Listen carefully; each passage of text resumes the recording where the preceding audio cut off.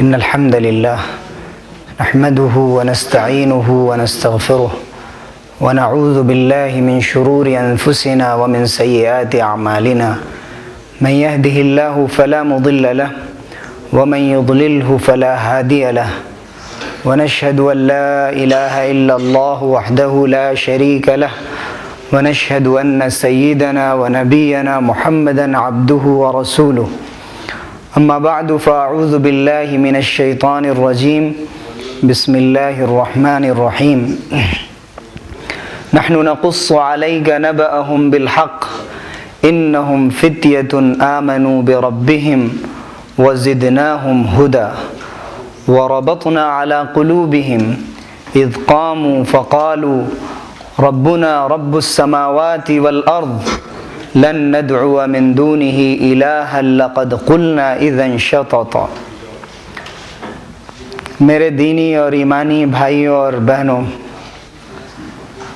سب سے پہلے ہم اللہ رب العزت کا شکر ادا کرتے ہیں کہ اس نے ہمیں رمضان کے روزے، تراویح، شب قدر میں شب بیداری اور اعتکاف کی توفیق سے نوازا۔ حقیقت یہ ہے کہ اللہ کی توفیق کے بغیر، اس کے فضل اور احسان اور اس کے انتخاب کے بغیر کوئی بھی کار خیر انسان کے بس میں نہیں ہے۔ کتنی مرتبہ ایسا ہوتا ہے کہ ہم ارادہ کرتے ہیں لیکن اس ارادے کو عمل میں نہیں لا پاتے، خواب دیکھتے ہیں لیکن اس خواب کو حقیقت میں تبدیل نہیں کر پاتے، لیکن اللہ کے فیصلے ہوتے ہیں تو انسان صرف عزم صادق کرتا ہے، نیت کرتا ہے، اللہ رب العزت اسے پورا فرما دیتے ہیں۔ اس وقت کتنے ایسے نوجوان ہوں گے، کتنے ایسے لوگ ہوں گے جو عید کی تیاریوں میں مصروف ہوں گے، کتنے ایسے لوگ ہوں گے جن کو یہ احساس بھی نہیں ہوگا کہ رمضان کا مہمان ہمارے درمیان آیا اور اب رخصت ہو رہا ہے، یہ احساس بھی نہیں ہوگا۔ جیسی زندگی وہ رمضان سے پہلے گزارتے تھے اسی طرح گزار رہے ہیں۔ ہمیں شکر ادا کرنا چاہیے، شکر سے نعمت میں اضافہ ہوتا ہے، اور شکر کا مطلب یہ نہیں ہوتا ہے کہ صرف زبان سے شکر ادا کیا جائے، زبان سے بھی شکر ادا کرنا ضروری ہے، نعمتوں کو یاد کر کے الحمدللہ کہنا چاہیے، اللہ کا شکر ادا کرنا چاہیے، اللہ کی ایک ایک نعمت کو یاد کر کے۔ اور دنیا کی سب سے عظیم نعمتیں وہ ہیں جو انسان کو اللہ کے دین کے لیے تیار کرنے والی ہیں۔ اپنی زندگی کے ان تمام لمحات کو یاد کیجئے، ان تمام قیمتی اوقات کو یاد کیجئے کہ جب جب آپ کو خیر کی توفیق ملی، نیکی کے جذبے سے آپ نے کوئی بھی ایسا کام کیا جو آپ کو دنیا اور آخرت کی زندگی میں فائدہ پہنچانے والا ہو، اور اس پر اللہ کا شکر ادا کیجئے۔ اور شکر عمل سے بھی ہوتا ہے کہ اللہ آپ نے ہم کو جیسی توفیق دی تھی ہم اسی توفیق پہ قائم رہنا چاہتے ہیں۔ ہم خواہشات کی دنیا میں بہنے والے نوجوانوں کے ساتھ نہیں رہنا چاہتے، ہم اپنی ایک الگ پہچان بنانا چاہتے ہیں۔ اس وقت کے سب سے بڑے فتنے دو ہیں، خصوصاً جو نوجوانوں کو اپنی لپیٹ میں لے سکتے ہیں، اور کتنے ایسے نوجوان ہیں جو ان فتنوں کی گود میں پل رہے ہیں۔ ان میں سب سے بڑا فتنہ فتنۃ الشہوات، اور دوسرا سب سے بڑا فتنہ ہے فتنۃ الشبہات۔ ایک فتنہ وہ ہے جو انسان کی خواہشات کو غلط رخ پر لے جانے والا ہے۔ ایک نوجوان کے پاس جتنے ارادے ہوتے ہیں، کام کرنے کے جتنے منصوبے اور خواب ہوتے ہیں، اور وہ اس کو عمل میں لانے کے لیے جتنی کوششیں کر سکتا ہے، ایک بچہ یا بوڑھا نہیں کر سکتا، ایک ادھیڑ عمر کا انسان نہیں کر سکتا۔ ایک نوجوان کے لیے جو سب سے بڑی دولت ہوتی ہے وہ ہے ایمان، پھر ہے اخلاص، جوش و جذبہ اور عمل۔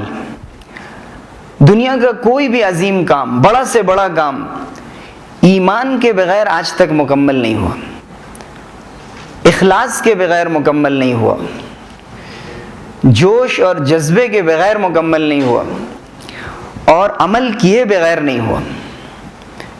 ایمان کا مفہوم یہ ہوتا ہے، ایمان کا مطلب یہ ہوتا ہے کہ جو کام ہم کرنا چاہ رہے ہیں اس پر پہلے مجھے یقین ہو، ایسا یقین جیسے اس کی کامیابی کو ہم اپنی نگاہوں سے دیکھ رہے ہیں، صرف زبانی بات نہ ہو کہ ایسا کرنے سے یہ فائدہ ہوتا ہے، بلکہ ایسا یقین ہو کہ جیسے وہ کامیابی ہم کو مل چکی۔ دنیا میں جتنے لوگوں نے بھی بڑے بڑے کارنامے انجام دیے، خواہ اسلام کے لیے دیے ہوں یا دنیا کے دوسرے فلسفوں کے لیے دیے ہوں، دنیا کے دوسرے کاموں کے لیے دیے ہوں، انہوں نے سب سے پہلے جو کام کرنا چاہتے تھے اس پر یقین کیا، اور پھر یہ سوچ لیا کہ اس راستے میں جو چیز بھی حائل ہوگی، جو چیز بھی رکاوٹ بنے گی، ہم اس کو راستے کا پتھر نہیں بننے دیں گے۔ اللہ رب العزت نے فرمایا ہے کہ ثم قست قلوبکم من بعد ذلک فہی کالحجارۃ او اشد قسوہ، پھر تمہارے دل سخت ہو گئے اور پتھروں کی طرح ہو گئے، یا پتھروں سے بھی زیادہ سخت ہو گئے، او اشد قسوہ۔ پتھروں کا حال تو یہ ہے کہ وَإِنَّ مِنَ الْحِجَارَةِ لَمَا يَتَفَجَّرُ مِنْهُ الْأَنْهَارُ، کتنے ایسے پتھر ہیں، دیکھنے میں پتھر ہیں لیکن ان سے نہریں بہتی ہیں۔ إِنَّ مِنَ الْحِجَارَةِ لَمَا يَتَفَجَّرُ مِنْهُ الْأَنْهَارُ وَإِنَّ مِنْهَا لَمَا يَشَّقَّقُ فَيَخْرُجُ مِنْهُ الْمَاءُ، کتنے ایسے پتھر ہیں جن سے تیزی سے پانی نہیں بہتا، لیکن پتھر پھٹ جاتا ہے اور اس سے پانی نکل پڑتا ہے، فَيَخْرُجُ مِنْهُ الْمَاءُ وَإِنَّ مِنْهَا لَمَا يَهْبِطُ مِنْ خَشْيَةِ اللَّهِ، اور کتنے ایسے پتھر ہیں جن سے پانی نہیں نکلتا، جن سے نہریں نہیں پھوٹتی، لیکن اللہ کے ڈر سے وہ پتھر اپنی جگہ سے گر پڑتا ہے، جھک جاتا ہے اللہ کی تسبیح کے لیے، اللہ کے ذکر کے لیے۔ انسان اگر اپنے دل کو بدلنا چاہے، اپنے راستے کے پتھر کو ہٹانا چاہے، تو کیا وہ ایک معصوم پتھر سے بھی زیادہ بے بس ہے، عاجز ہے، لاچار اور مجبور ہے کہ اللہ تعالیٰ نے اس کو اختیار اور ارادے نہیں دیے ہیں؟ اور خصوصاً ایک نوجوان کو، ایک نوجوان اور ایک مرد مومن، ایک ایسا نوجوان جس کے دل میں ایمان ہے، اور ایمان بھی اللہ پر، ایمان بھی رسول پر، ایمان بھی آخرت پر، فرشتوں پر، موت اور حیات کے حقیقت ہونے پر، اور اللہ کے سامنے جواب دہی کے احساس پر۔ ایسا ایمان، جب یہ ایمان دلوں میں بیٹھ جائے تو اس کے بعد ہر عمل کے اندر اخلاص پیدا ہونا چاہیے۔ جب ایمان ہوگا ہر کام اللہ کے لیے ہوگا، اور جب کام اللہ کے لیے ہوتا ہے تو اسے اخلاص کہتے ہیں۔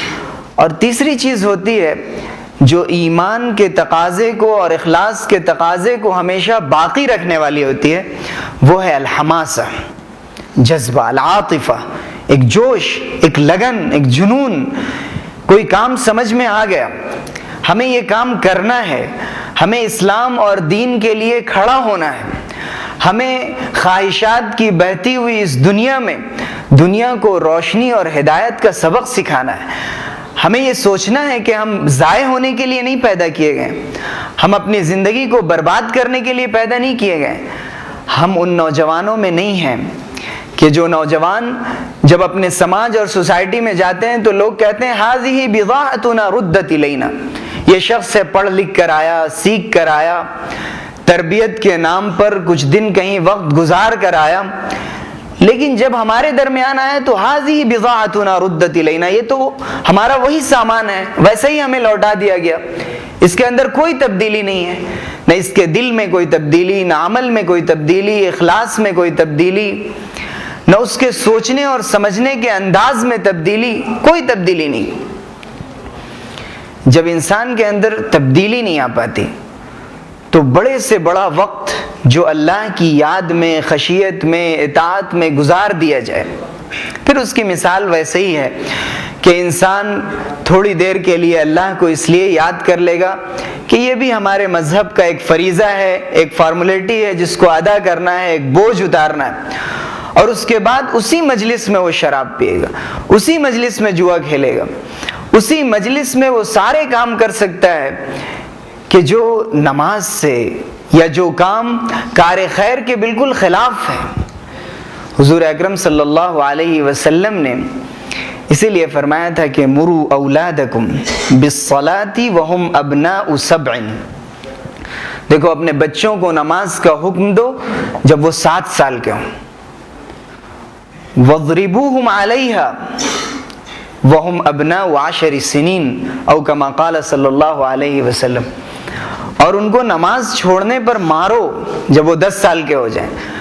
اگر 10 سال کا بچہ ہو گیا اس کے باوجود بھی وہ نماز نہیں پڑھ رہا ہے تو اسے مارنے کی اجازت ہے. آج والدین اسکول نہ جانے پہ مار سکتے ہیں. والدین ایکسرسائز کے لیے بچہ وقت پہ نہیں پہنچا, نہیں گیا, اپنے اس کو ہیلتھ کا خیال نہیں ہے, اپنی صحت کا خیال نہیں ہے, اتنی فکر اتنی پریشانی والدین کو لاحق رہتی ہے. بچہ کھا نہیں رہا وقت پہ, بچہ وقت پہ سو نہیں رہا ہے, عجیب و غریب ایک پریشانی رہتی ہے. لیکن بچے کے ایمان کا کیا حال ہے, بچے کے اندرون کا کیا حال ہے, کدھر جا رہا ہے وہ, کس کی محبت میں گرفتار ہے. آج کل بڑے افسوس کے ساتھ کہنا پڑتا ہے والدین کو ایک طرح کا اطمینان ہے اپنے بچوں کے بارے میں. دنیا کے سارے بچے برباد ہو سکتے ہیں, ہمارے بچے برباد نہیں ہو سکتے.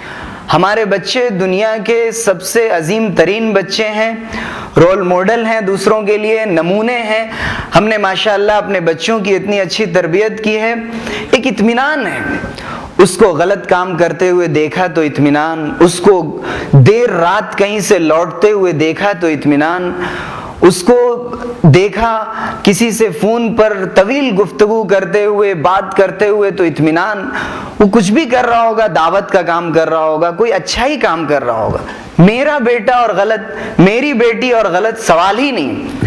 اور اگر کوئی ٹوک دے, کوئی بول دے کہ آپ اپنے لڑکے یا لڑکی کی حرکت پہ نظر رکھیے, غور کرنے کی ضرورت ہے. آپ کیا سمجھتے ہیں ہمارے بچوں کے بارے میں؟ ہمارے بچے غلط نہیں ہو سکتے. ہم نے ان کی ایسی تربیت کی ہے, ایسی تربیت کی ہے.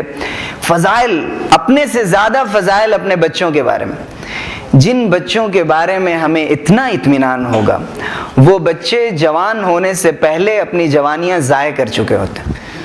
وہ بچے اپنے ارادے عزائم قربان کر چکے ہوتے ہیں.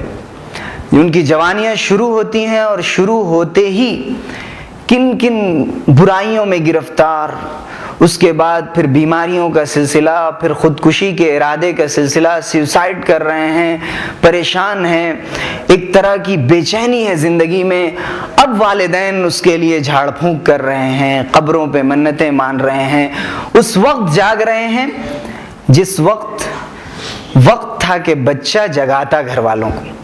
یہ وقت تھا کہ بچہ قوم کو جگاتا, اپنے پورے معاشرے کو جگاتا, ایک فکر لے کر کھڑا ہوتا, سوچتا لوگوں کے بارے میں. اس وقت اس کے سونے کا وقت شروع ہو چکا ہوتا ہے. ایک عجیب و غریب واقعہ علامہ ابن جوزی رحمۃ اللہ علیہ نے ذکر کیا ہے. علامہ ابن جوزی رحمۃ اللہ علیہ نے فرمایا کہ عشق اور محبت کی عجیب کہانیاں ہیں. عشق اور محبت بچہ نہیں کر سکتا, بوڑھا نہیں کر سکتا. عشق اور محبت کا تعلق جوانی سے ہے, اور حقیقت میں وہی شخص جوان ہے جو خوبصورتی اور بدصورتی میں فرق کر پاتا ہو, جس کے اندر رجولت ہو, بہادری ہو. اسی لیے فرمایا گیا تمہیں شادی کرنی ہے خود سے دیکھ کر شادی کرو. اس وقت تو بڑی شرم محسوس کرتے ہیں, نہیں جو والدین دیکھ لیں, جیسا کر لیں ویسا کر لیں گے, ہم تو ماشاءاللہ والدین کے بہت اطاعت گزار. نہیں, ایک علامت ہے کہ اگر آپ مرد ہیں, صحیح طور پہ آپ کے اندر پہچان ہے, خوب دیکھ کر سوچ سمجھ کر آپ کو اختیار دیا گیا, آپ ایک خیر کا کام کرنے جا رہے ہیں. 4 وجہ بتائی گئی شادی کی, اور اس میں ایک وجہ دین اور ایمان کو ترجیح دینے کو کہا گیا. لیکن اگر کوئی خوبصورتی کو بھی پسند کرتا ہے اس کے ساتھ ساتھ اس کو اختیار دیا گیا. یہ انسان کے حسن ذوق کی علامت ہے, اچھی پہچان ہے.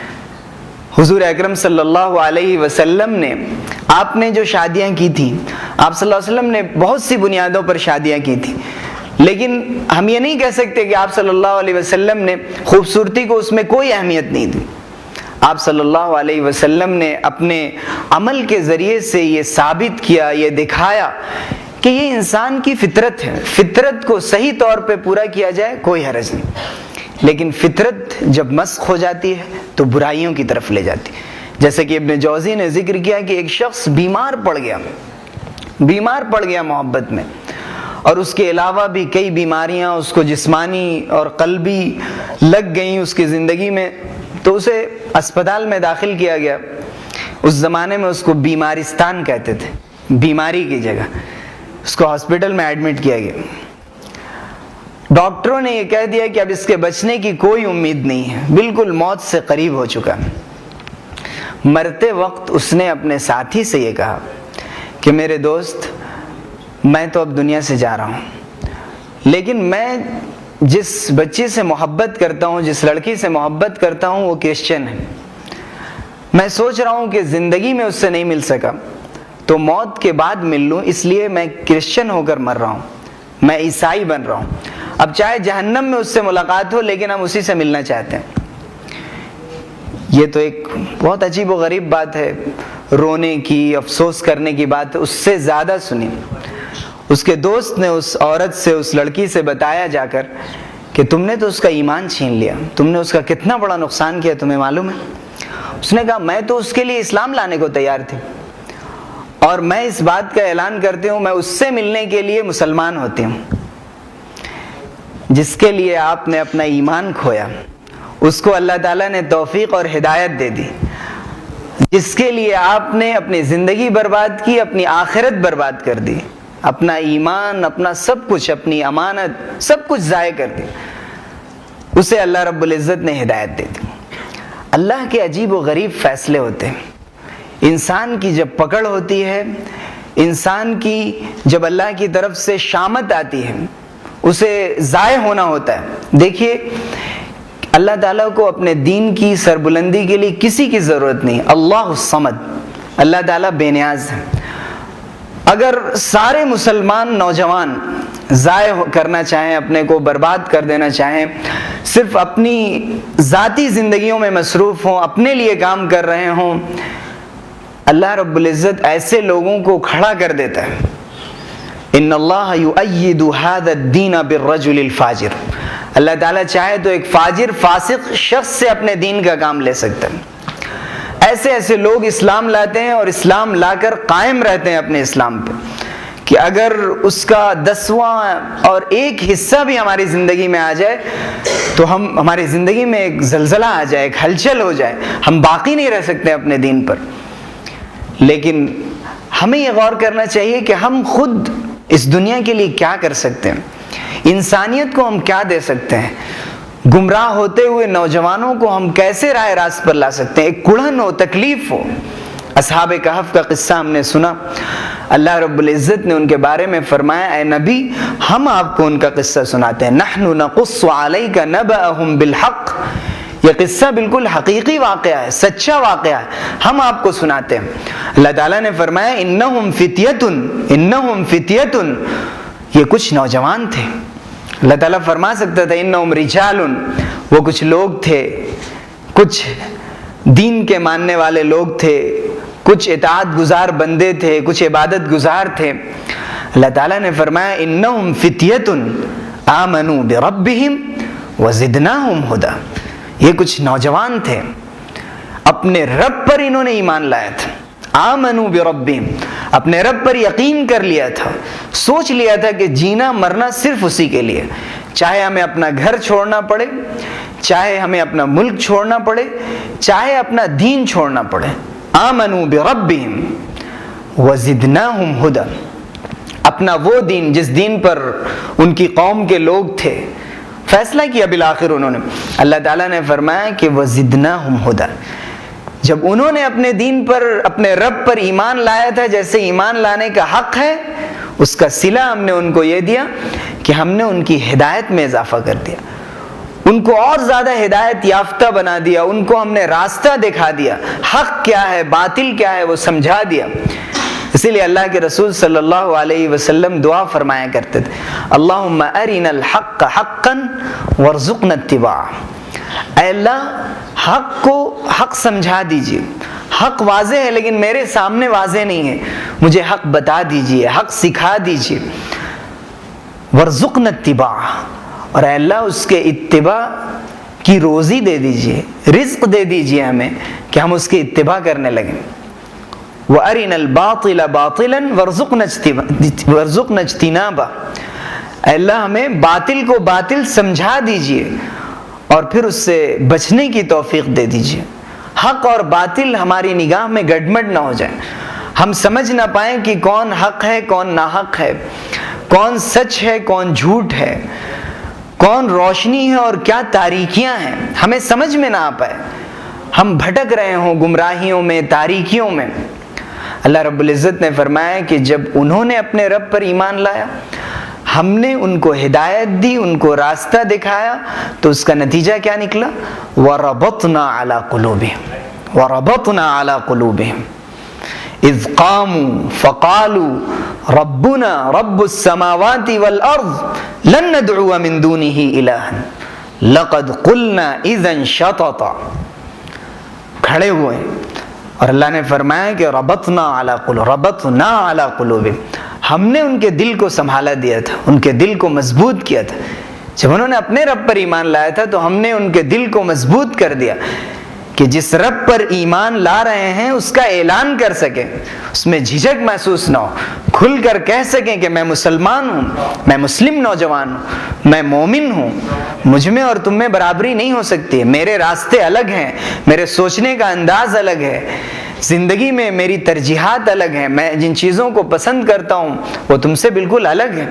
اذ قاموا، کھڑے ہوئے اور کھڑے ہو کر کھلم کھلا انہوں نے اعلان کیا، ربنا رب السماوات والارض، ہمارا رب وہ ہے جو آسمانوں اور زمین کا رب ہے، ہم اس کے علاوہ کسی بھی معبود کی عبادت نہیں کر سکتے۔ لن ندعو من دونه الہا لقد قلنا اذا شططا، اگر ہم ایسا کرتے ہیں تو ہم بہت دور نکل جائیں گے، ہم غلط راستے پر چلے جائیں گے، ہم کبھی یہ نہیں کر سکتے۔ ایمان اور اللہ پر یقین کی یہ کیفیت، اس کا یہ مرتبہ تھا۔ حضرت یعقوب علیہ السلام نے اسی لیے اپنے بچوں سے انتقال کے وقت پوچھا تھا، اللہ تعالیٰ نے عجیب و غریب انداز سے اس کا ذکر فرمایا کہ ام کنتم شہداء اذ حضر یعقوب الموت، دنیا کے تمام ماں باپ سے یہ کہا جا رہا ہے، ام کنتم شہداء اذ حضر یعقوب الموت، کیا تم اس وقت موجود تھے جب یعقوب کی وفات کا وقت قریب آیا تھا؟ کیا ہوا تھا اس وقت؟ یاد کرو اس وقت کو، اذ قال لبنیہ ما تعبدون من بعدی، جب انہوں نے اپنے بچوں سے کہا تھا، وہ بچے زید بکر عمر نہیں تھے، وہ بچے حضرت اسماعیل تھے، حضرت یعقوب علیہ السلام کے بیٹے حضرت یوسف علیہ السلام تھے، ان کے اور بیٹے جو نبی کے گھرانے میں پلے تھے، جن کے والد حضرت یعقوب تھے، جن کے دادا حضرت اسحاق تھے، جن کے دادا کے بھائی حضرت اسماعیل تھے، جن کے پردادا حضرت ابراہیم تھے، کریم ابن کریم ابن کریم ابن کریم، یوسف ابن یعقوب بن اسحاق بن ابراہیم، 4 سلسلوں سے جس میں نبوت چلی آ رہی تھی۔ حضرت یعقوب علیہ السلام کو اپنے انتقال کے وقت جس چیز کی فکر تھی وہ ان کے ایمان کی فکر تھی۔ اذ قال لبنیہ ما تعبدون من بعدی، جب اپنے بچوں سے کہا، اکیلے میں مشورہ کر رہے تھے، ان کو نصیحت کر رہے تھے، میرے بچوں ما تعبدون من بعدی، میری زندگی میں تو ہم نے تمہیں دیکھ لیا، میرے بعد کس کی عبادت کرو گے؟ یہ عجیب و غریب سوال تھا، میرے بعد کیا پڑھو گے؟ میرے بعد میری طرح سے صدقہ خیرات کرو گے یا نہیں؟ میری طرح سے اللہ کا کلام پڑھو گے یا نہیں؟ میری طرح سے تم فلاں فلاں کام کرو گے یا نہیں؟ ان میں سے کوئی بات نہیں فرمائی۔ فرمایا تم میرے بعد کس کی عبادت کرو گے؟ آج ہم اگر کسی مسلمان سے کہیں تو حیرت ہوتی کہ آپ عبادت کے بارے میں پوچھ رہے ہیں، عبادت تو وہ اللہ ہی کی کرے گا۔ نہیں، ہو سکتا ہے کہ وہ اللہ کے گھر میں ہو، اللہ کے سامنے جھکنے والا ہو، اللہ کے لیے کام کرنے والا ہو، لیکن اس کے دل میں محبت اللہ کے علاوہ کسی اور کی ہو، اس کے دل میں، اس کے دل کے ارادے، اس کی فکر، اس کا عقیدہ ایمان پر ویسا نہ ہو جیسا ہونا چاہیے، جیسا کہا گیا حق تقاتی، حق جہادی، ویسے ڈرو جیسے ڈرنے کا حق ہے، ویسے محنت اور کوشش اور جہاد کرو جیسے کرنا چاہیے، اس کے دل میں وہ بات نہ ہو، وہ ایمان سے بھٹکا چلا جا رہا ہو، دوسرے راستے پر چلا جا رہا ہو، ایسی تعلیم حاصل کر رہا ہو جس تعلیم میں عقیدے اور ایمان کو بیچ کر آ رہا ہو، تھوڑی سی تعلیم لے کر آ رہا ہو اور اس کے بدلے میں جو فیس دے رہا ہے وہ اپنے عقیدے اور ایمان کو فروخت کر رہا ہے، بیچ رہا ہے اپنے ایمان اور عقیدے۔ حضرت یعقوب علیہ السلام نے فرمایا ما تعبدون من بعدی قالوا نعبد الہک و الہ آبائک ابراہیم و اسماعیل و اسحاق الہ واحد۔ بچوں نے ویسے ہی جواب دیا کہ جیسے ان سے توقع کی جا سکتی تھی کہ ہم آپ کے معبود کی، آپ کے آباء و اجداد وہ بھی ابراہیم، اسماعیل اور اسحاق کے معبود کی عبادت کریں گے، اور وہ معبود ایک ہے، الہ واحد، ایک معبود مرحق، ایک اللہ، وَنَحْنُ لَهُ مُسْلِمُونَ، اور ہم اس کے ہو کر رہیں گے۔ یہ ہے عبادت کا مفہوم، ہمیشہ اس کے ہو کر رہیں گے۔ حضور اکرم صلی اللہ علیہ وسلم نے جن لوگوں کو تیار کیا تھا وہ سب نوجوان تھے۔ حضرت علی رضی اللہ عنہ نے نوجوانوں میں سب سے پہلے اسلام قبول کیا۔ حضرت علی رضی اللہ عنہ بچے تھے اس وقت اور جوانی کی طرف بڑھ رہے تھے۔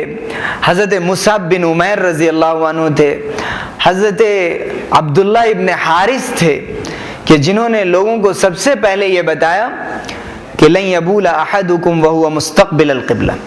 وہ کہتے تھے کہ میں بالکل چھوٹا تھا اور ہم نے اس وقت سب سے پہلے لوگوں کو بتایا کہ قبلے کی طرف رخ کر کے پیشاب نہیں کرنا چاہیے، ہم نے یہ لوگوں کو بتایا، ہم نے حضور اکرم صلی اللہ علیہ وسلم سے یہ پیغام سیکھ کر پہنچایا۔ حضرت عبداللہ ابن عباس رضی اللہ عنہما فرمایا کرتے تھے سلونی عن التفسیر فانی قرأت القرآن وانا صغیر، مجھ سے تفسیر کے بارے میں پوچھو، میں نے تفسیر اس وقت پڑھی ہے جب میں چھوٹا تھا، جب میں جوان تھا، جب میں یاد کر سکتا تھا، زیادہ سمجھ سکتا تھا، محنت کر سکتا تھا، جب سیکھنے کی عمر تھی۔ حضرت عبداللہ ابن مسعود رضی اللہ عنہ عقبہ بن ابی معیط کی بکریاں چرایا کرتے تھے۔ حضور اکرم صلی اللہ علیہ وسلم ایک مرتبہ تشریف لے گئے اور آپ نے ان کی بکریوں کا دودھ پیا، اور اس وقت آپ صلی اللہ علیہ وسلم نے ان کو دعا دی تھی۔ حضرت عبداللہ ابن مسعود نے فرمایا کہ علمنی یا رسول اللہ، آپ کچھ سکھائیے۔ آپ نے فرمایا فإنک غلام معلم، تم سیکھے سکھائے بچے ہو۔ پھر اللہ تعالیٰ نے ان کو اسلام کی توفیق دی اور ان لوگوں میں شامل ہوئے کہ جن سے قرآن سیکھنے کا حکم دیا گیا تھا۔ حضور اکرم صلی اللہ علیہ وسلم نے جن 4 صحابہ کا ذکر فرمایا ان سے قرآن سیکھو، حضرت ابی بن کعب، سالم مولا ابی حذیفہ، حضرت معاذ ابن جبل، حضرت عبداللہ ابن عباس رضی اللہ عنہما، ان میں 3 نوجوان تھے۔ حضرت معاذ ابن جبل رضی اللہ عنہ کو حضور صلی اللہ علیہ وسلم اپنی سواری پر لے کر چل رہے ہیں اور پوچھ رہے ہیں اتدری یا معاذ، جیسے ہم لوگ چلتے ہیں باپ بیٹے بہت سے سفر پہ نکلتے ہیں، حضور اکرم صلی اللہ علیہ وسلم کے صحابہ بالکل بچوں کی طرح سے تھے، سواری پر جا رہے ہیں اور کہہ رہے ہیں یا معاذ ایک بات سنو، اتدری ما حق اللہ علی العباد، کیا تم کو معلوم ہے بندوں پر اللہ کا کیا حق ہے؟ وما حق العباد علی اللہ، اور اللہ پر بندوں کا کیا حق ہے؟ ایک بچے سے آپ صلی اللہ علیہ وسلم پوچھ رہے، وہ شرماتے ہوئے کہتے ہیں یا رسول اللہ اللہ و رسول عالم، اللہ اور اس کے رسول زیادہ جانتے ہیں۔ صحابہ سننا بھی چاہتے تھے آپ صلی اللہ علیہ وسلم۔ فرمایا ان حق اللہ علی العباد ان یعبدوہ ولا یشرکوا بہ شیئا، بندوں پر اللہ کا حق یہ ہے کہ صرف ایک اللہ کی عبادت کریں، اس کے ساتھ کسی کو شریک نہ کریں۔ اب حضرت معاذ سے کیا کوئی خوف تھا کہ وہ مرتد ہو جائیں گے نعوذ باللہ من ذالک، حضور کے گود میں پلتے ہوئے وہ کہیں اور چلے جائیں گے؟ یقین دلوں میں پیدا کر رہے ہیں ایک اللہ کی عبادت کرے، اس کے ساتھ کسی کو شریک نہ کرے۔ معاذ تم جانتے ہو اللہ پر بندوں کا کیا حق ہے؟ اللہ پر بندوں کا حق یہ ہے اللہ یعذبوہ اذا لم یشرکوا بہ شیئا، کہ جب وہ اللہ کے ساتھ کسی کو شریک نہ کریں تو اللہ تعالیٰ ان کو عذاب نہ دے، اللہ تعالیٰ ان کو بخش دے، او کما قال صلی اللہ علیہ وسلم، کہ اگر بندے اللہ کا حق ادا کریں گے تو اللہ تعالیٰ بھی بندوں کا اللہ پر کیا حق ہو سکتا ہے؟ لیکن اللہ تعالیٰ نے وعدہ کیا ہے کہ ہم یہ دیں گے، وَإِنَّ اللَّهَ لَا يُخْلِفُ الْمِعَادَ، اللہ تعالیٰ اپنے وعدوں کے خلاف نہیں کرتا۔ حضرت عبداللہ ابن عباس رضی اللہ عنہ فرماتے ہیں میں حضور صلی اللہ علیہ وسلم کے ساتھ سواری پر ایک مرتبہ بیٹھا ہوا تھا، حضور صلی اللہ علیہ وسلم فرما رہے ہیں یا غلام بیٹے انی اعلمک کلمات، میں تمہیں کچھ باتیں سکھانا چاہتا ہوں. انی اعلمک کلمات اذا سألت فاسأل اللہ. بیٹے دیکھو جب بھی مانگنا تو اللہ سے مانگنا. اذا سألت فاسأل اللہ وَإِذَا اسْتَعَنْتَ فَاسْتَعِنْ بِاللَّهِ. مدد چاہنا تو صرف اللہ سے چاہنا. وَاعْلَمْ أَنَّ الْأُمَّةَ لَوْ اجْتَمَعُوا عَلَىٰ أَن يَنْفَعُوكَ بِشَيْءٍ لَمْ يَنْفَعُوكَ بِشَيْءٍ. اور یہ یقین رکھنا کہ اگر سارے لوگ اس بات پر متفق ہو جائیں کہ تمہیں کوئی فائدہ پہنچائیں نہیں پہنچا سکتے. وَاعْلَمْ أَنَّ الْأُمَّةَ لَوْ اجْتَمَعُوا عَلَىٰ أَن يَضُرُّوكَ بِشَيْءٍ لَمْ يَضُرُّوكَ إِلَّا بِشَيْءٍ قَدْ كَتَبَ اللَّهُ لَكَ. اور اگر سب متفق ہو جائیں کہ تمہیں نقصان پہنچائیں گے، ہرگز تمہیں نقصان نہیں پہنچا سکتے ہیں، اتنا ہی پہنچا سکتے ہیں جتنا اللہ نے تمہاری قسمت میں لکھ دیا ہے. سن لو اے ابن عباس، رفعت الاقلام وجفت الصحف. قلم اٹھا لیے گئے، تقدیر لکھ دی گئی ہے، صحیفے خشک ہو چکے ہیں، اب اس میں کچھ نہیں لکھا جائے گا، ہر ایک کی تقدیر لکھی جا چکی. یہ کس کو سکھایا جا رہا ہے؟ ایک انجینئر کو، ڈاکٹر کو، ایک ایسے شخص کو جو انجینئر ڈاکٹر بننے کے بعد اس کو خیال آیا کہ ارے وہ نماز بھی تو پڑھنی تھی، اب تک میں نماز نہیں پڑھ سکا. مسلم گھرانے میں پیدا ہوئے، اب تک نماز ہی نہیں شروع کی تھی زندگی میں. کبھی کبھی جمعے کو اگر آفس والے راضی ہیں تو جمعے چلے جاتے تھے، اگر راضی ہیں تو. اگر وہ ناراض تو ہم اللہ کو خوش نہیں کر سکتے. اگر دنیا ناراض ہے تو ہم اللہ کو خوش کرنے کو تیار نہیں. ایسے نوجوان کہ جنہوں نے نمازیں شروع کی اپنے بلوغ کے مرحلے کے سالوں بعد. کسی نے شروع کیا جب 50 سال کا مرحلہ گزر گیا. اللہ تعالیٰ ان سب کو توفیق سے نوازے. اس وقت تو بیدار ہوئے، کہا جاتا ہے صبح کا بھولا شام کو لوٹ جائے تو اسے بھولا نہیں کہتے. تو اللہ تعالیٰ نے جس کو توفیق دے دی وہ تو کامیاب ہو گیا، وہ سعید، وہ نیک بخت ہے. لیکن اعذر اللہ الی امرئ اخر اجلہ حتی بلغ 60 سنہ. اللہ تعالیٰ اس بندے کو بہت وقت دے دیتا ہے، بہت عذر کا موقع دے دیتا ہے کہ اس کی موت کو مؤخر کرتا رہتا ہے، ٹالتا رہتا ہے، یہاں تک کہ وہ 60 سال کا ہو جاتا ہے. 60 سال جس کو اللہ تعالیٰ نے دے دیا، اب بھی اگر نہیں سنبھل سکا تو اللہ کے رسول صلی اللہ علیہ وسلم نے فرمایا کہ اس کو بہت وقت دے دیا اللہ تعالیٰ نے، اب اس کے بعد پھر اور کتنا عذر قبول کرے گا اللہ رب. صحابہ کرام کے بارے میں آتا ہے کہ جب 60 سال کے ہو جاتے تھے حضور کے اس ارشاد کو سن کر تو پھر بالکل مسجد سے جڑ جاتے تھے. چونکہ دنیا کے بہت سے کام چھوٹے لوگ بچے کرنے کے لیے تیار رہتے ہیں. ویسے صحابہ کرام اللہ کی کتنی عبادتیں کرتے تھے، لیکن 60 سال کے بعد پھر بھی اپنے کو دنیا میں لگائے رہیں، یہ نہیں ہوتا تھا. اور اللہ کے رسول صلی اللہ علیہ وسلم نے اس ارشاد کا مفہوم سمجھایا. اللہ کے اس ارشاد کا اولم نعمرکم ما یتذکر فیہ من تذکر وجاءکم النذیر. کیا ہم نے تم کو اتنی عمر نہیں دی تھی کہ جتنی عمر میں یاد کرنے والا یاد کر سکتا تھا، سنبھلنے والا سنبھل سکتا تھا. وجاءکم النذیر، اور تمہارے پاس تو ڈرانے والے بھی آئے تھے. ڈرانے والے کا مطلب ہے نبی، ڈرانے والے کا مطلب ہے نبی کا پیغام، اور ڈرانے والے کا مطلب ہے وہ بال جو سفید ہو چکے. حضور اکرم صلی اللہ علیہ وسلم نے فرمایا کہ یہاں نذیر کا مطلب شیب بھی ہے. اگر آپ کے بالوں میں سفیدی آ گئی، اس کے باوجود آپ کی خواہشات بالکل جوان ہوتی چلی جا رہی، دنیا کی محبت جوان ہوتی چلی جا رہی، طول العمل، زیادہ سے زیادہ خواہشات، 2 گھر ہیں، 3 گھر ہیں، بلڈنگ ہیں، ریئل اسٹیٹس، کاروبار، دنیا ہے پوری. پھر مشورہ کر رہے ہیں کہ مولانا سوچ رہا ہوں کہ ایک اور خرید لوں. 2 بیٹے امریکہ میں رہتے ہیں، ان کی شادی کے بعد سوچا ہے ان کے لیے الگ ذرا رہے. اور یہاں 10 کمرے ہیں گھر میں، وہ سب خالی رہیں گے جنوں شیطانوں کے رہنے کے لیے، خالی. پتہ نہیں وہ ایک طرح کا فیشن ہو چکا ہے. آباد کیے جا رہے ہیں، دنیا کو آباد کیے جا رہے ہیں. بچے نے فون کیا تھا، کہا کہ ایک گھر سامنے بک رہا ہے، بہت اچھا ہے، خرید لیجئے، میں پیسے بھیج دوں گا، کوئی مسئلہ نہیں. خریدتے چلے جائیے، خریدتے چلے جا رہے ہیں. دنیا کو بنانے کا شوق، اس کی محبت، اور اپنے بچوں کو بھی یہی تربیت کریں. ایک والد نے اپنے بیٹے کو بتایا، دیکھو جب میں سعودی میں تھا تو اس طرح سے پیسے نہیں اڑاتا تھا، بیویوں کے زیور بنا رہے ادھر ادھر. زمین خریدو بے وقوف، گھر بناؤ، میں نے ایسے ہی کر کے تم لوگوں کی پرورش کی ہے، وہ کرو.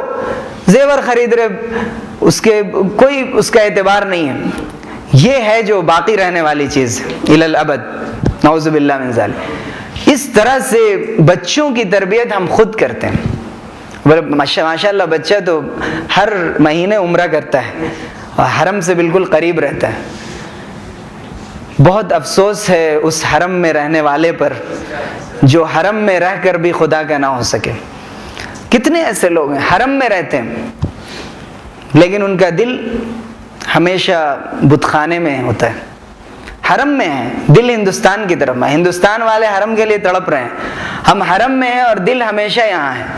وہاں زمین خریدنی ہے, وہ جائیداد, وہ بینک بیلنس, فکر.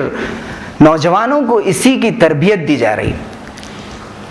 فیس بک بھائی, جس نے فیس بک کو شروع کیا وہ بھی ایک نوجوان, بلکہ اس وقت بچہ تھا, 14 سال کا بچہ تھا.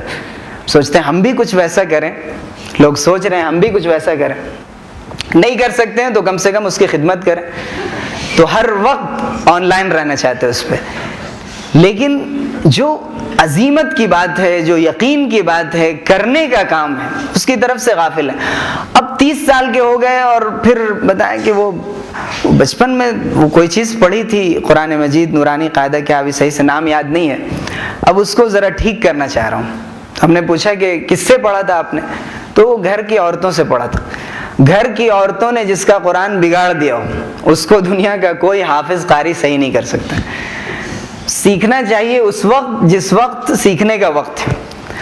اور جو لوگ اس مرحلے میں نہیں سیکھ سکے وہ جس مرحلے میں بھی ہیں ابھی سنبھل جائیں اور اپنے ان بچوں کے لیے سوچیں جو بچے ان کے بعد ہیں, ان کا بھی یہی انجام نہ ہو. اس وقت تو ان کے لیے یہی سوچتے رہے کہ ان کو اپنے سے آگے بڑھانا ہے. ایک صاحب نے کہا کہ میرے والد تو جاہل ہیں لیکن میرے لیے سوچتے ہیں کہ ماشاءاللہ زیادہ سے زیادہ آگے بڑھ سکیں. ہم کو اس طرح نہیں رکھنا چاہتے ہیں, مزدوری کرے, یہ کرے, کم سے کم ایسے مرحلے پر ہو کہ لوگوں کو کچھ دے سکے. یعنی بتانے کا یہ ہے, بتانے کا طریقہ یہ ہے کہ میں یہ کاروبار شروع کرنا چاہ رہا ہوں, میری نیت کیا ہے, اس سے زیادہ مدرسوں کو چلانا ہے, مسجد بنانی ہے, کار خیر کرنا ہے. وہ جب پھر آ جاتا ہے جیسے ٹی وی رکھتے وقت نیوز سننے کے لیے, وہ کیو ٹی وی, پیس ٹی وی, اس کے لیے بچے چاہتے ہیں ذرا, اور والد صاحب جب گھر میں ہوتے ہیں تو پیس ٹی وی اور اس کے بعد زی ٹی وی. تو یہ عجیب و غریب بچوں کے سلسلے میں اطمینان ہے کہ جیسا چاہیں کرتے رہیں. ہمارے بچوں کی تربیت ایسی ہے انشاءاللہ وہ کبھی بھی غلط نہیں کر سکتے. حضرت مصعب بن عمیر رضی اللہ عنہ کو یاد کیجیے, دولت کی کمی نہیں تھی. ہم کبھی بھی صحابہ کے بارے میں یہ نہ سوچیں کہ صحابہ تو غریب تھے. ایک صاحب نے ہم سے کہا کہ وہ تو زمانہ ایسا تھا, تھوڑے بہت پر لوگ گزر کر لیتے تھے. مولانا یہ زمانہ بہت بدل چکا ہے. دنیا میں جتنے شاعر اور ادیب آئے, جس زمانے میں آئے, جاہلیت کے زمانے میں بھی اور اسلام کے بعد بھی, انہوں نے یہی کہا کہ میرا زمانہ رہنے لائق نہیں. زمانے کا رونا رونے والے اپنی زندگی صحیح معنی میں نہیں گزار پاتے. زمانے کو ہم بدلیں, زمانے کو ہم بدلنے کا فیصلہ کریں. کہا جاتا ہے کہ نقذف بالحق علی الباطل, ہم حق سے باطل کو مار دیتے ہیں, اس کے بھیجے نکال دیتے, فیدمغه فاذا هو زاهق. لیکن یہاں باطل حق پر غالب آ جاتے. کیا کریں, اسکول کالج کا ماحول ہی ایسا ہے, آفس کا ماحول ہی ایسا ہے. آپ ماحول نہیں بنا پا رہے ہیں, دوسروں کا ماحول قبول کر رہے ہیں. حضرت مصعب بن عمیر رضی اللہ عنہ نوجوان تھے اور ان کے کھانے پینے کا حال یہ تھا کہ ہر وقت ان کی والدہ فکر میں رہتی تھی. جب وہ سو جاتے تھے تب بھی کچھ اچھی چیز تیار کر کے ان کے سرانے رکھ دیتی تھی, کہیں رات میں بھوک لگے. اتنا کسی کی والدہ خیال نہیں کرتی ہوں گی ہم میں سے, لیکن اتنا زیادہ خیال تھا. اور جب نکلتے تھے کپڑے پہن کر, تو صرف لڑکے نہیں لڑکیاں نقل کرتی تھیں کہ کیسی خوشبو لگانی چاہیے, کیسے کپڑے پہننے چاہیے. یہی حال حضرت عمر بن عبدالعزیز رحمۃ اللہ علیہ کا. چلنے کا ایسا انداز تھا کہ اس چال کو کہا جاتا ہے المشیۃ العمریہ, عمری چال. عجیب و غریب انداز تھا چلنے کا, لوگ نقل کرتے تھے. لیکن یہی حضرت عمر بن عبدالعزیز رحمۃ اللہ علیہ, جب ان کو دین اور ایمان سمجھ میں آ گیا اور جب والی بنائے گئے, امیر بنائے گئے, لوگ خطبے میں انتظار کر رہے ہیں, اب تک نہیں آئے. کیوں نہیں آئے؟ تو کپڑا ایک ہی ہے, سوکھنے کا انتظار کر رہے تھے. یہی حضرت عمر بن عبدالعزیز.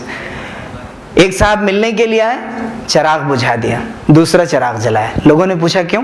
کہا وہ بیت المال کا تھا, اس وقت میں خزانے کا, اسلامی حکومت کا کام کر رہا تھا. یہ آدمی پرائیویٹ طور پہ ہم سے ملنے آیا, اس لیے ہم نے اپنا چراغ جلایا. یہ زندگی میں ڈر اللہ کا، خوف اللہ کا، یقین کہ اگر ہم یہ اچھا کام کریں گے تو بدلہ فوراً ملے گا، اور ایک چیز کا بدلہ تو فوراً ملتا ہے اور اس کی سزا بھی فوراً ملتی ہے ہمیں. اسی لیے قرآن نے وہاں پر کہا ہے توبوا الی اللہ جمیعا ایھا المؤمنون لعلکم تفلحون، اے ایمان والو سب مل کر اللہ سے توبہ کرو تاکہ وہ گناہ ہے بد نگاہی، بد نظری، غیر محرم پر نظر ڈالنا، جس میں ہم سب گرفتار ہیں اور اب تو اس کو گناہ ہی نہیں سمجھا جا رہا. جب بحث اس بات پر ہوتی ہے کہ چہرے کا پردہ کوئی ضروری نہیں ہے، ہم اپنی بچیوں کو یہ سکھاتے ہیں تم چہرہ کھولو، تو جب ہم ان کو چہرے کا پردہ نہیں سکھا رہے ہیں، اور اس زمانے میں بگڑے ہوئے زمانے میں، پھر ہم وہ کہتے ہیں صحابہ کرام کے زمانے میں تو ایسا واقعہ ملتا ہے کہ صحابیات بہت سی چہرے کا پردہ نہیں کرتی تھی، لیکن ہم صحابہ ہیں کیا؟ اور ہم کسی کا چہرہ دیکھ کر اور اس کے باوجود بھی ہم گرفتار نہیں ہو سکتے ہیں کیا؟ گمراہی کی طرف نہیں جا سکتے ہیں؟ قل للمؤمنین یغضوا من ابصارہم، ایمان والوں سے کہیے کہ اپنی نگاہوں کو نیچے رکھا کریں، اپنی شرمگاہوں کی حفاظت کیا کریں. ذالک ازکی لہم، یہ انہی کے حق میں زیادہ بہتر ہے.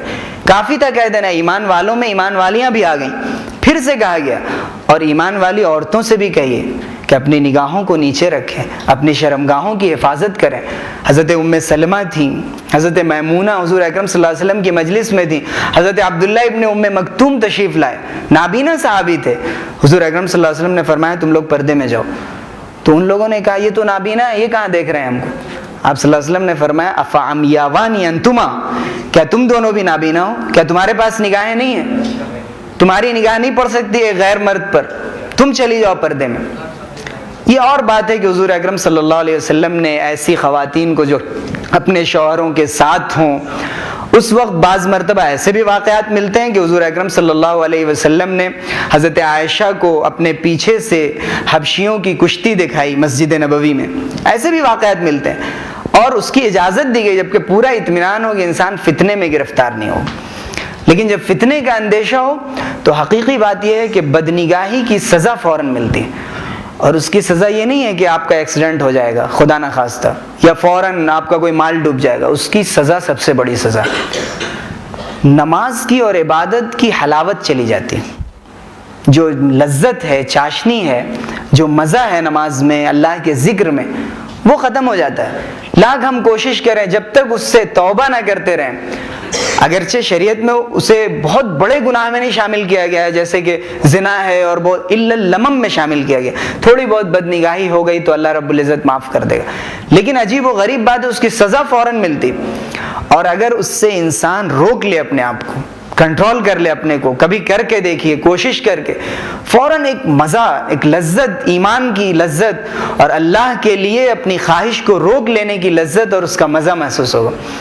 حضرت مصعب بن عمیر رضی اللہ عنہ نے جب اسلام قبول کیا، بالکل بھول گئے عیش و آرام، وہ کھانا پینا، وہ کپڑے کی سہولتیں اور وہ عیش و آرام. اب وہ ان کی والدہ محسوس کرتی تھی یہ کچھ بدلہ بدلہ سا لگ رہا ہے. نوجوان تھے اس لیے ان کو یہ بھی شک ہوا کہ کہیں غلط راستے پہ تو نہیں جا رہا، لیکن وہ چھپ کر نماز پڑھتے تھے، چھپ کر عبادت کرتے تھے. ان کی والدہ کو بالآخر معلوم ہو گیا کہ مصعب بن عمیر اسلام لا چکے ہیں. یہ مصعب بن عمیر تھے جو اسلام کے سب سے پہلے سفیر بنے، ترجمان بنے. مکے سے حضور اکرم صلی اللہ علیہ وسلم نے حضرت مصعب بن عمیر کو مدینے دعوت دینے کے لیے، لوگوں کو دین سکھانے کے لیے بھیجا، حضرت مصعب بن عمیر. اور یہی حضرت مصعب بن عمیر ہیں کہ جو کپڑوں میں ڈوبے رہتے تھے. مصعب بن عمیر جب غزوہ احد میں آپ کا انتقال ہوتا ہے، آپ کی شہادت ہوتی ہے، حضور اکرم صلی اللہ علیہ وسلم نے جب دیکھا ہے ان کو تو آنکھوں میں آنسو آ گئے. مصعب بن عمیر کے پاس اتنے کپڑے نہیں تھے کہ ان کو کفن دیا جا سکے. جب ان کا سر چھپایا جاتا تھا تو پیر کھل جاتا تھا، پیر چھپایا جاتا تھا تو سر کھل جاتا تھا. حضور اکرم صلی اللہ علیہ وسلم رو پڑے.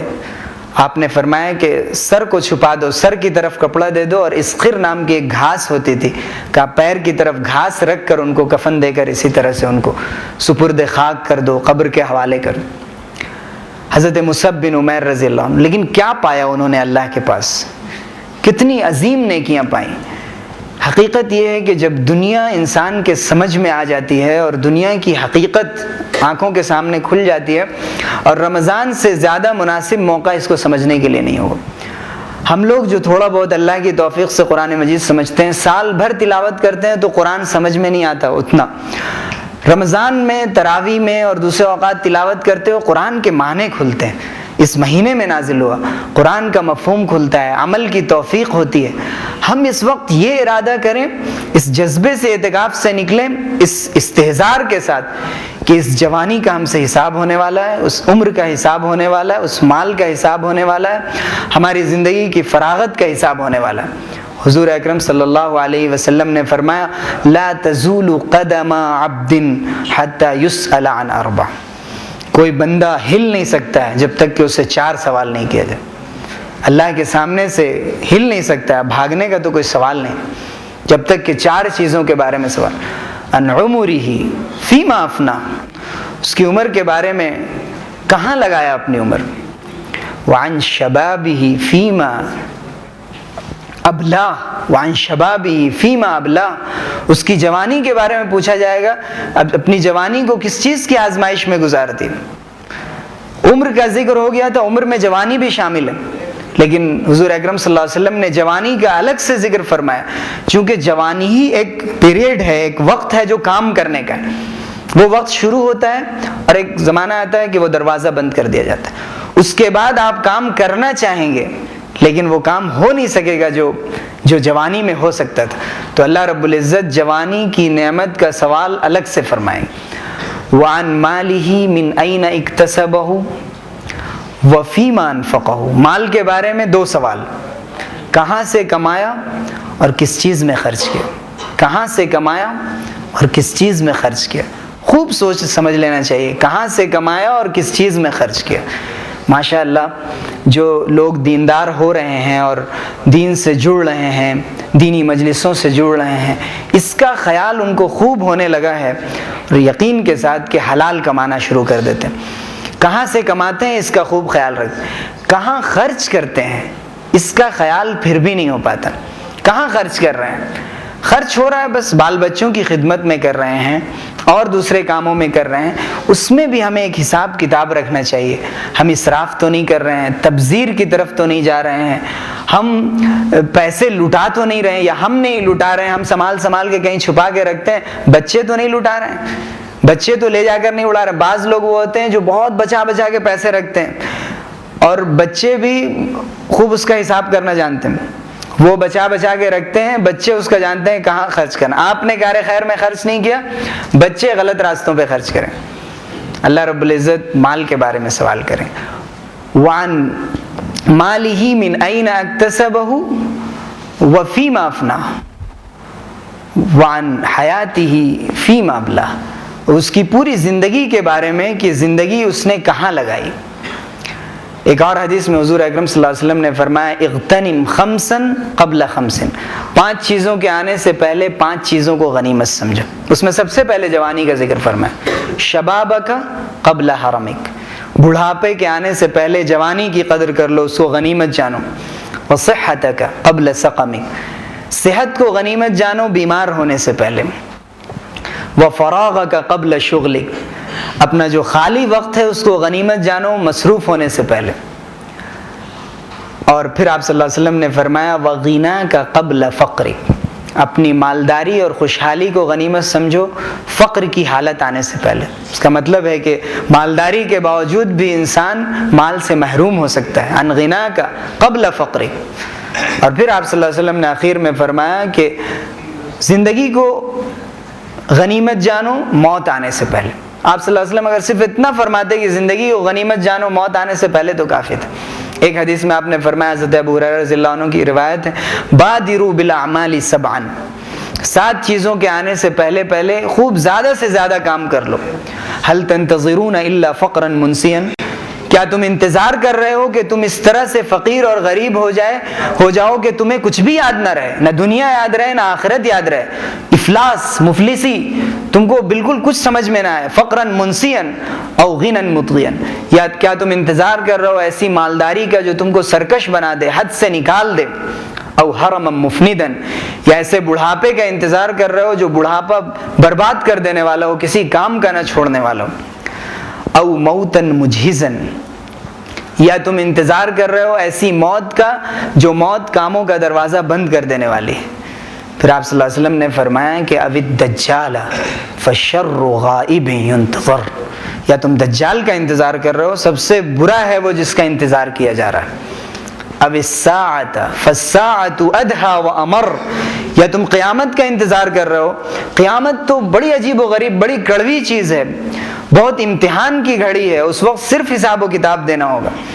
حضور اکرم صلی اللہ علیہ وسلم نے اپنے اس ارشادات کے ذریعے سب سے زیادہ جن لوگوں کی تربیت فرمائی وہ نوجوان تھے۔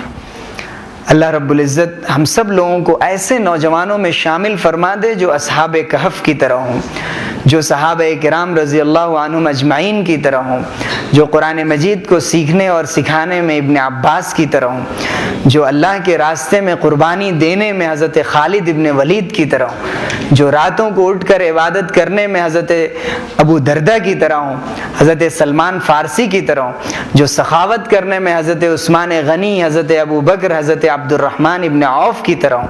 اللہ رب العزت ہم سب لوگوں کو قبول فرمائے اور اعتکاف کے بعد کی زندگی کو بھی اعتکاف کی زندگی بنا دے۔ وآخر دعوانا الحمد للہ رب العالمین۔